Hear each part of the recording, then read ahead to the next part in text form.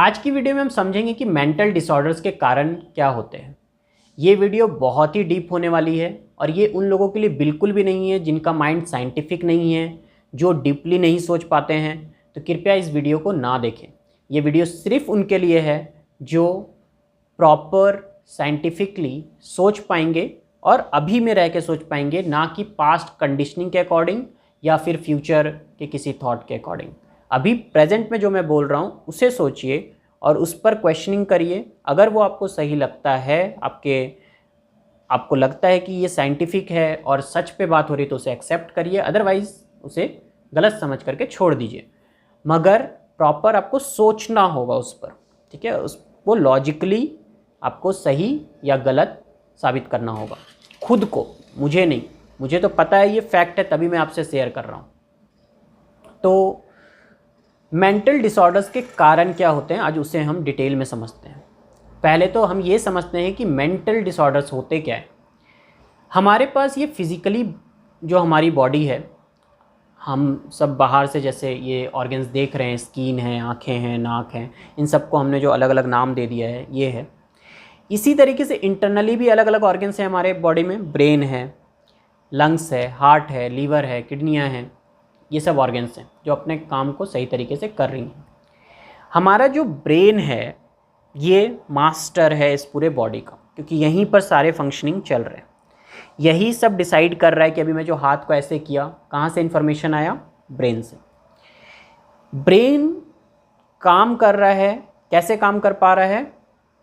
जो भी डेटा उसमें स्टोर हुआ है पास्ट की कंडीशनिंग के हिसाब से, जो भी डेटा ब्रेन में स्टोर हुआ है उसके वजह से ब्रेन एक्शंस ले रहा है। परमुटेशन कॉम्बिनेशन अंदर हो रहे हैं ब्रेन में। परमुटेशन कॉम्बिनेशन का क्या मतलब होता है?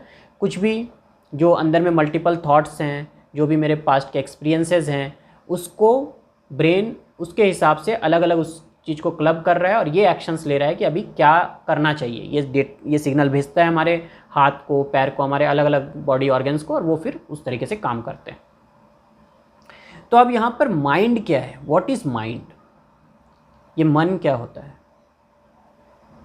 मन, माइंड, एगो या फिर अहंकार, अहंकार जिसको कहते हैं, अहम का आकार, ये हमने खुद ब खुद क्रिएट कर दिया है। एक सेल्फ इमेज, या फिर मैं इसे ऐसे कहूँ, एक फॉल्स सेल्फ इमेज।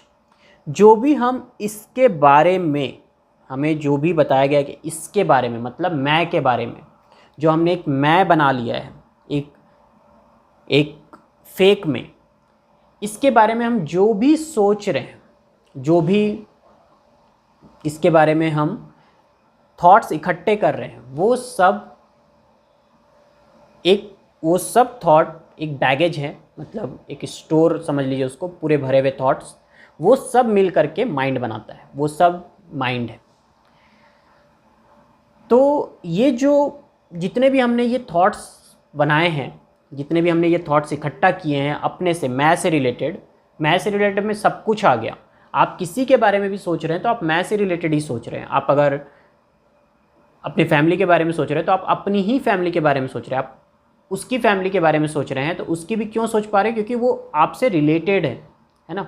तो आपसे जो चीज़ रिलेटेड है, आप उसी के बारे में थॉट्स इकट्ठा करते रहते हैं। तो मैं सेंटर हो गया और मैं के सेंटर से ही सारे थॉट्स इकट्ठा हो रहे हैं आपके अंदर। तो जैसे ही आप ये जो डेटाज हैं, जो ये डेटा है, जो ये मेमोरीज़ हैं, इसे इकट्ठा करते रहते हैं और ये जब इस तरह के डेटा बन जाते हैं, मतलब ये डेटा अपने आप में ही फेक है, मगर ये डेटा जब ओवर कलेक्ट हो जाते हैं, ओवर कलेक्ट का मतलब इसका डेटा कलेक्ट करने का एक लिमिट है। जब ये ओवर लिमिट हो जाता है, मतलब एक्सेस हो जाता है, तो ये स्ट्रेस में और मेंटल डिसऑर्डर्स में बदलने लगता है। और कुछ ऐसा डेटा आपने स्टोर कर लिया जो बहुत ही ज़्यादा एक्सप्लॉइटिंग है, या फिर इसे ऐसा कहें कि बहुत ही ज़्यादा हानिकारक है, डेंजरस है। कुछ ऐसे थॉट्स आपने इकट्ठा कर लिए तो आपको और बड़े बड़े मेंटल डिसऑर्डर्स होने लग जाएंगे। ऐसी चीज़ें आपने कुछ इकट्ठा कर ली जिसका रियलिटी से कोई लेना देना नहीं है। आप हैं कुछ और, समझ कुछ और रहे हैं खुद को, और उसके हिसाब से आप थॉट इकट्ठा करते जा रहे हैं, तो उसकी वजह से मेंटल डिसऑर्डर्स तो होने ही हैं। जैसे फॉर एग्जांपल आप एक रस्सी को सांप समझकर सांप से रिलेटेड आप थॉट इकट्ठा करते जा रहे हैं, तो आपकी ब्रेन की भी एक लिमिट है कि कब तक उसे सांप समझ करके वो डरता रहेगा, उससे थॉट इकट्ठे होते रहेंगे। एक समय आएगा कि माइंड में स्ट्रेस हो जाएगा, एंजाइटी हो जाएगा, और भी बहुत सारी प्रॉब्लम्स हो सकती है, सिजोफ्रेनिया हो जाएगा, आपको सब जगह फिर वो रस्सी सांप दिखने लग जाएगी। अब आपको कहीं रस्सी भी टंगी हुई है, कहीं घर पर रस्सी टंगी है, तो वो भी लगेगा सांप टंगा हुआ है। तो बहुत सारे ऐसे हैलुसिनेशन, डिल्यूजन आपको होने लगेंगे। तो हर एक मेंटल डिसऑर्डर का कारण है थॉट्स।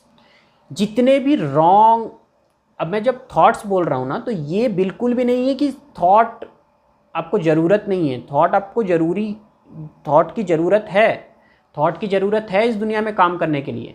थॉट को हम डिनाई नहीं कर सकते। अगर मैं आज ये वीडियो बना रहा हूँ तो थॉट की वजह से ही बना रहा हूँ, आप सुन पा रहे हैं तो थॉट की वजह से ही सुन पा रहे हैं।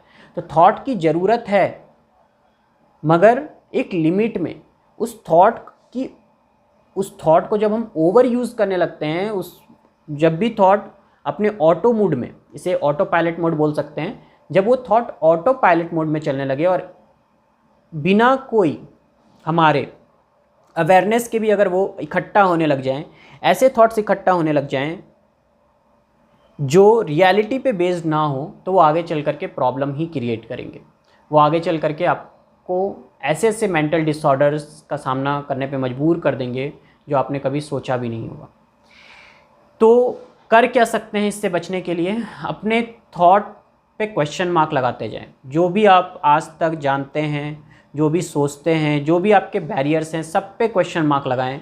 जो भी आप कर रहे हैं, आप हो सकता है कोई नंबर रिपीट करते हो, कोई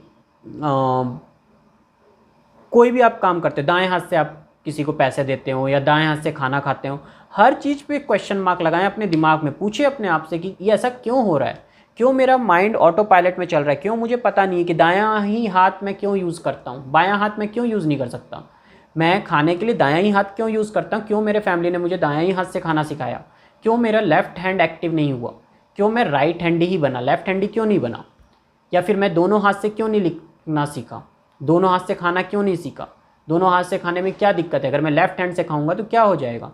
हर तरह के क्वेश्चंस आपके माइंड में उठने चाहिए। इस माइंड को डेड माइंड ना बनने दें, इसमें सवाल होने चाहिए, तभी जाकर आप इन थॉट से फ्री हो सकते हैं। समझने के बाद कोई भी चीज़ को अगर आपने ब्लाइंडली मान लिया है तो वो आगे चल करके मेंटल डिसऑर्डर्स में ही कन्वर्ट होगा। लॉन्ग रन में आपको बहुत सारी माइंड की प्रॉब्लम्स हो सकती हैं। तो आज की वीडियो में बस इतना ही। उम्मीद करता हूँ मैं आपको ये बता पाया हूँ कि मेंटल डिसऑर्डर्स के मुख्य जो कारण हैं वो क्या हैं, और हम नेक्स्ट वीडियो में और भी ज़्यादा डिटेल्स में जाएंगे हर एक मेंटल डिसऑर्डर्स के। Thank you.